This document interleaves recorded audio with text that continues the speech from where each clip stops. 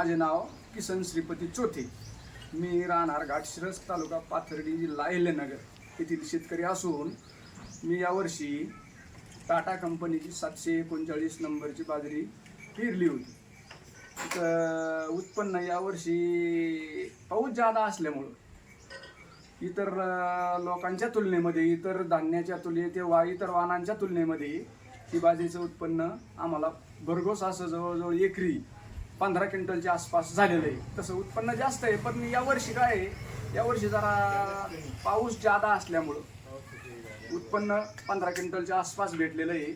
आणि दुसरी गोष्ट अशी आहे की या बाजरीला फुटवे जास्त, उंची भरपूर असताना ताट पाडण्याची कुठलीही हे नाही, त्याला म्हणजे धोका नाही. बाजरीचं ताट हे रेलत नाही. दुसऱ्या बाजरीच्या वाहनाची ताट रेलतात, सरमाड वायाला जातं. परंतु या बाजरीचं ताट जाड असल्यामुळं किंवा लवचिक असल्यामुळं ते वाऱ्याला मानित नाही.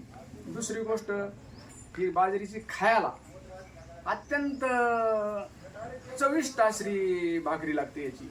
आणि दाणेही कणसामध्ये टिसार असल्यामुळं पावसापासून त्याला कुठल्याही प्रकारचा धोका होत नाही.